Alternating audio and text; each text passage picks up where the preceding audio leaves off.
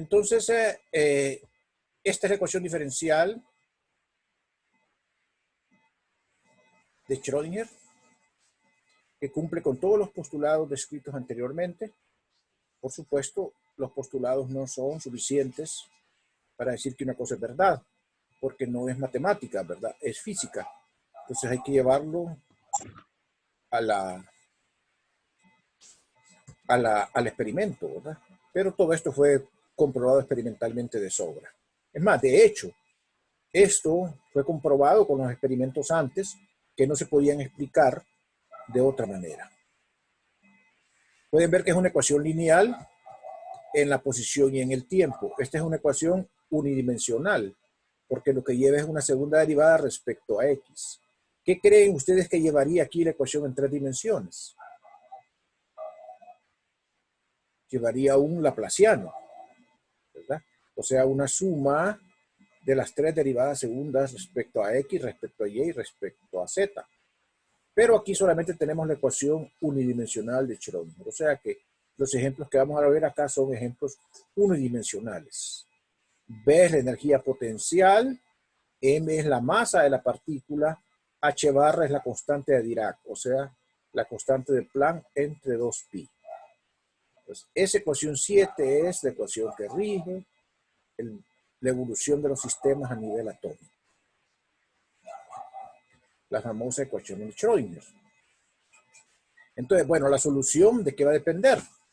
Bueno, la solución va a depender del tipo de problema al que nosotros estemos sometidos y a las condiciones de frontera y condiciones iniciales a las cuales este problema está sometido. O sea que hay una solución dependiendo cuál sea el sistema que estemos analizando, y nosotros vamos a analizar aquí algunos sistemas unidimensionales sencillos. Aquí acota algunas características. Lo que ya les dije es una ecuación en derivadas parciales de segundo orden lineal. Se distingue porque tiene un número imaginario i. Tiene un número imaginario i, ¿verdad? Aquí pueden ver el término. Y h barra tiene un número imaginario aquí i, que se distingue de las ecuaciones normales de la física.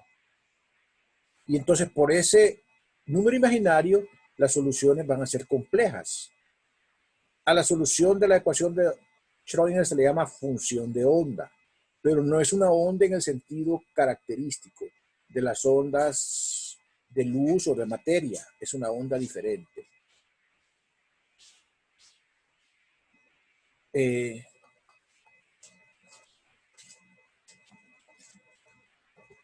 problema aquí es que la función de onda en sí es compleja en el sentido de número complejo.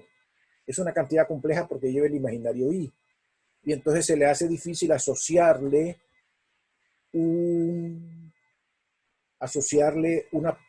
una interpretación física, a una propiedad física directamente, porque no la tiene. Porque aquí, ¿cuál es el problema? Nosotros no podemos saber qué es lo que oscila, o sea, qué es lo que ondula y cómo ondula, dónde ondula. ¿Dónde ondula? Porque tenemos el principio de incertidumbre. ¿Y qué ondula?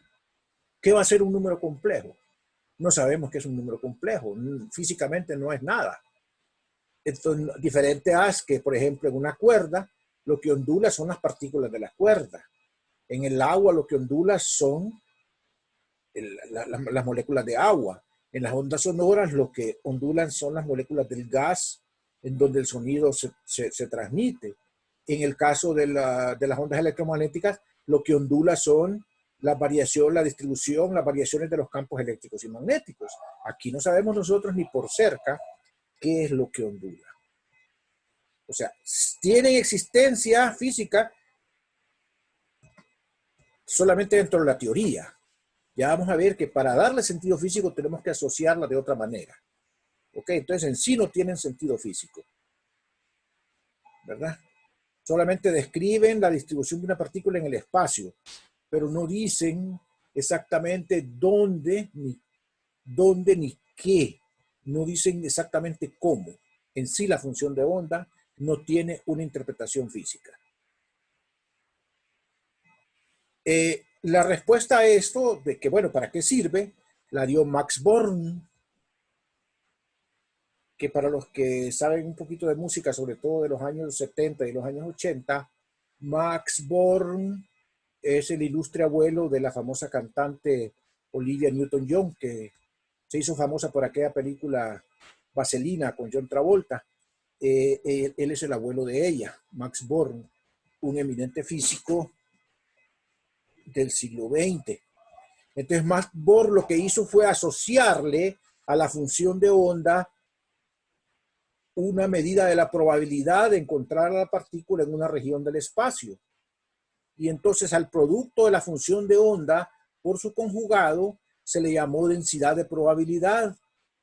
Entonces se asocia a este producto con una probabilidad. ¿Probabilidad de qué? Probabilidad de encontrar a la partícula en una región del espacio en un momento dado. Entonces nosotros no tenemos acceso más que a decir, un electrón está en una región esférica o en una región cilíndrica o en esta región con más probabilidad que en otras regiones. Pero no tenemos acceso a decir, el electrón está aquí. Eso da lugar a lo que se llamaban las nubes de probabilidad, y eso es lo que da lugar a los orbitales y todas aquellas cosas que ustedes saben usar ya en sus cursos de química orgánica. Entonces no existe realmente una posición para la partícula. Lo que existe es una nube de probabilidad, cuya densidad de probabilidad, P de xt de x, es x conjugado, psi conjugado por psi. Entonces, esta es la densidad de probabilidad. O sea, la función de onda sola no dice nada, pero si la multiplican por su conjugado, sí está dando la densidad de probabilidad de encontrar a la partícula en un momento dado, en un punto dado. Entonces, ahora sí tiene significado físico. La asociamos con una densidad de probabilidad, que es importante. Entonces, al ser una densidad de probabilidad, la probabilidad tiene que estar normalizada. O sea que la suma de todas las probabilidades debe dar 1, ¿verdad? Eso es importante, ¿verdad? De que esté normalizada. Entonces, es la propuesta de Bohr. Decimos psi cuadrado como el producto de psi por psi conjugado. Entonces, si nosotros vemos acá y graficamos psi cuadrado contra x, entonces la probabilidad de que una partícula se encuentre en el intervalo entre A y B es el área total, o sea, es la integral, porque la probabilidad es la suma de todas las probabilidades. Entonces, por eso es que psi cuadrado se llama densidad de probabilidad. Y si quieren la probabilidad total, ese es el área bajo la curva de esta gráfica, porque es la integral. Bien, voy a pasar al siguiente paso, ya pronto vamos a parar. En muchos sistemas, no en todos, pero sí en muchos sistemas, yo puedo separar la función de onda en dos partes. En una parte que es dependiente solo de la posición y en una parte que es dependiente solo del tiempo. Ese método se llama solución por variables separables en ecuaciones diferenciales parciales. Entonces, aquí tengo una hoja auxiliar donde les voy a mostrar cómo separamos la ecuación de Schrödinger. Si me permiten un segundito, buscar esa hoja por acá.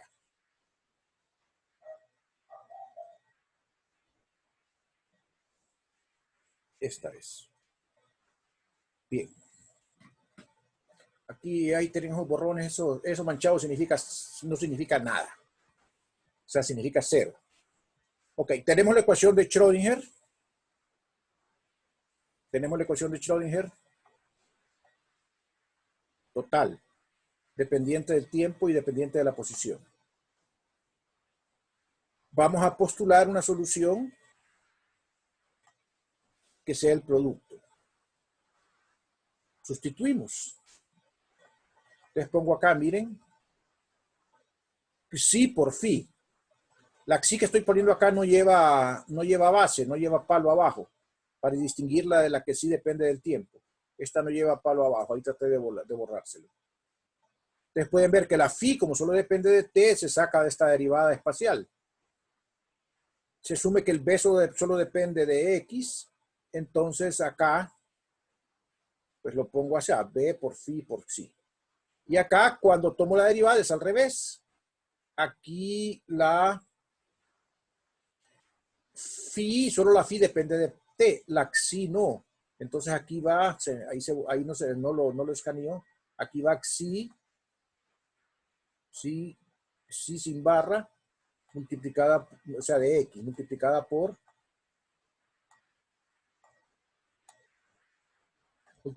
este término. Entonces, acá tenemos que si dividimos entre la xi completa, o sea, entre el producto de la xi sin barra por phi, entonces, ¿qué vamos a tener? Escribámoslo todo. Vamos a ver qué vamos a tener. Miren, aquí estoy dividiendo entre xi. Cuando yo divido aquí divido entre un phi de t. Ese phi de t canceló al phi de t que estaba acá. Canceló a este en ese primer término. Y solo quedó xi abajo. Aquí canceló al phi que estaba multiplicando. Y aquí la que se canceló fue esta xi que está acá de x al dividir. Y entonces me queda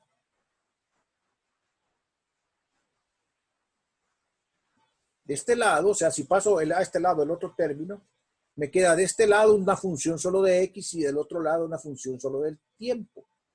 Lo que es válido únicamente, como el x y t son independientes, la única forma como yo puedo tener dos funciones de dos variables independientes iguales es que la función sea constante. De lo contrario, no pueden ser iguales si son dos funciones de dos variables que sean independientes. Entonces, ese es igual a una constante c. Esta no es la velocidad de la luz. Esta es una constante, ¿verdad? Es una constante que depende de... Ya vamos a ver qué es esa constante, ¿verdad? Esa es una constante. No se me vayan a confundir con eso.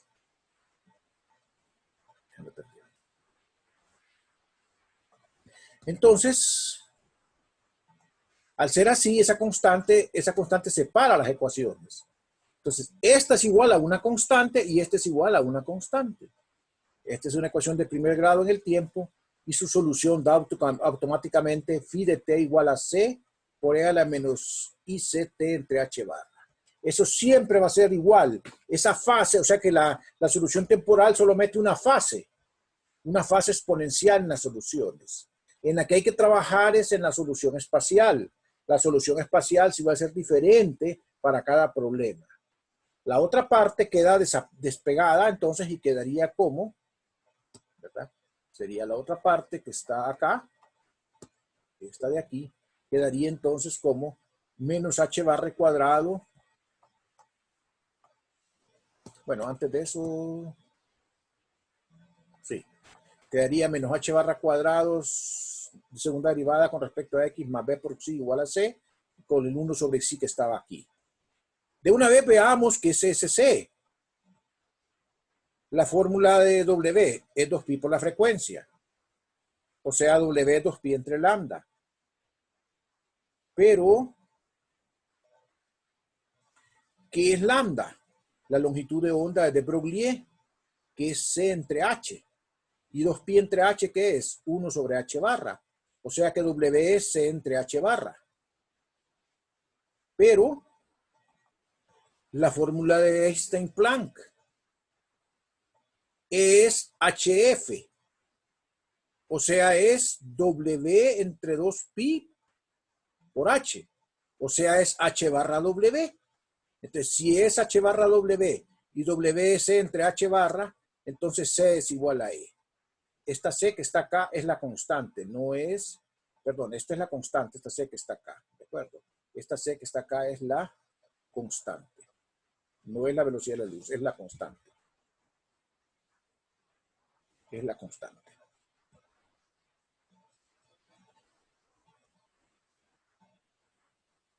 Entonces, nosotros tenemos que necesariamente esa constante va a ser la energía del sistema. Esa constante va a ser la energía del sistema.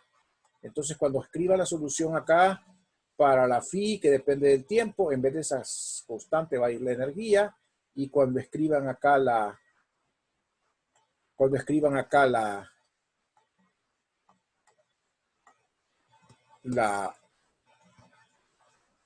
C por sí, en ecuación que depende de la posición, esta va a ser la energía.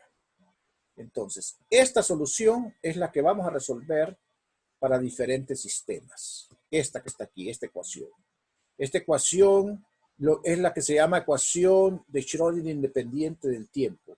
Y lo que nos va a dar es lo que se llaman estados estacionarios, ¿verdad? Los famosos estados estacionarios. La ecuación de Schrödinger independiente del tiempo. Y esa es la que vamos a resolver para distintos sistemas. El primer sistema que vamos a ver es la partícula libre. En el caso de la partícula libre, B es igual a 0. Al hacer B igual a 0, acá queda una ecuación muy sencilla, porque queda una segunda derivada igual a E por sí. Entonces esta se puede resolver por el método aquel de los operadores, ¿verdad? En ecuaciones diferenciales, del famoso polinomio característico. Y pueden ustedes probar de manera bien fácil que la solución para esa ecuación es una forma AE a la I KX, perdón. Esa es la solución para una partícula libre. Miren que entonces, si yo sustituyo en la ecuación de Schrödinger, entonces ustedes van a tener que la segunda derivada les da esto que está acá, sustituyen aquí la función, la cancelan y lo que les va a quedar es que K cuadrado es 2m entre H barra cuadrado, o sea que la K que va en la solución aquí arriba, esta K que está aquí, es 2m entre H barra. Entonces ya tienen definido lo que es esa K que está ahí. O sea, las soluciones estas van a ser soluciones siempre y cuando K sea esto, que es K sea eso que está ahí. Entonces la forma que tiene la solución para la partícula libre es A por E a la I, raíz de 2m entre H barra, por X por E a la I, CT entre H barra. La solución dependiente de la posición por la solución dependiente del tiempo. Hay un problema con esta solución de la posición. Y es que esta solución para la partícula libre, perdón, no está normalizada. Si ustedes calculan la probabilidad esta, para calcular la constante A, les va a dar aquí que la probabilidad, fíjense bien, si multiplican esta por su conjugado, les va a quedar 1. O sea que les quedaría la integral A cuadrado por 1. Y entonces al tener A cuadrado por 1, ¿qué va a pasar? Que les va a quedar igual probabilidad de encontrar a la partícula, o sea, independiente de en qué punto está. Y eso es imposible porque, ¿verdad? Es imposible porque nosotros tenemos principio de indeterminación. Entonces no se cumpliría. Entonces tiene ese problema la función de onda, ¿verdad? O sea, sí cumple con el principio de incertidumbre, mejor dicho, que podemos encontrar a la partícula en cualquier punto porque todos los puntos son igualmente probables. Ok, importante que recuerden para lo que viene y para sus problemas.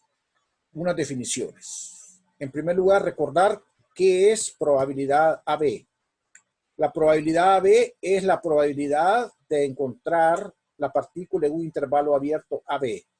Y eso sencillamente es el integral desde A hasta B de xi por xi conjugado, o sea, de x, para cualquier sistema. Para cualquier sistema.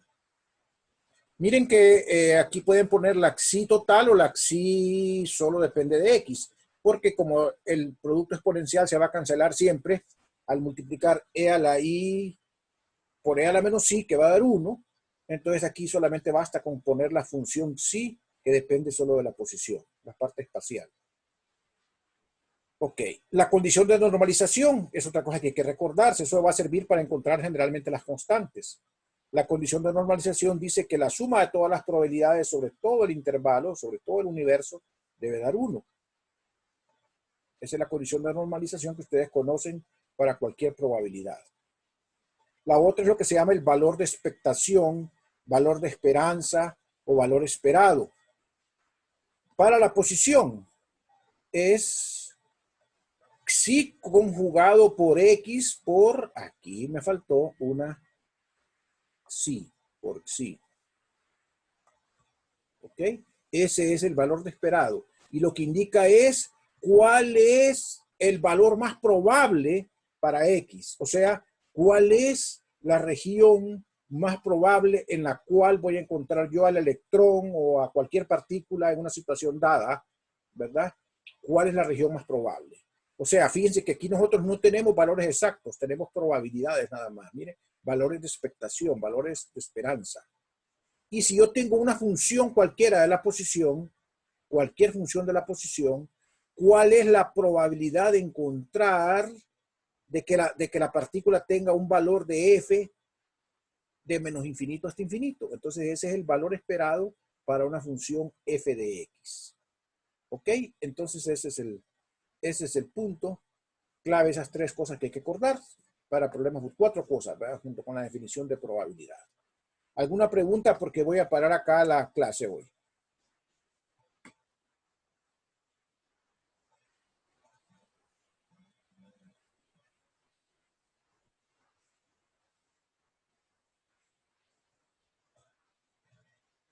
Ok, entonces ya tienen asignado que el trabajo va a ser para esta semana el leer la 41.6. Por favor, sí es un resumen, pero hay unos resúmenes que parecen respuesta breve, ¿verdad? Eso que lo amplíen un poquito más, ¿verdad? No pierdan esos puntos. Esmérese un poquito más en eso, ¿verdad? Entonces les recomiendo eso. En general, muchos lo entregan bien, pero otros entregan una caja muy escueta, que prácticamente es una respuesta breve. Y una respuesta breve no es un resumen. Entonces tengan cuidado con eso, ¿verdad? ¿Alguna pregunta? Ya en el chat está puesta las secciones que deben ir leyendo. Y les repito, no se desanimen, ya vamos bien adelante. Estamos saliendo de esto, pues espero que salgamos bien. Ya vamos bien adelante y, ¿verdad? Pese a que es intensivo, pues hemos ido caminando. ¿Ok? Entonces les deseo una feliz tarde. Les recuerdo, el viernes yo tengo un asunto personal de salud que atender. Entonces, por favor, les voy a recordar en el chat, nos miraremos a las 4. Había visto la posibilidad de las 5, pero recordé que el decano nos cita a los directores a las 5 a muchas reuniones. Entonces, dejémoslo a las 4 mejor. ¿Ok? Entonces, a las Está bien, 4 viernes, ¿verdad? Yo les recuerdo en el chat. Buen provecho, pasen buena tarde y nos vemos el viernes si Dios lo permite. ¿Ok? listo, Lee. Listo.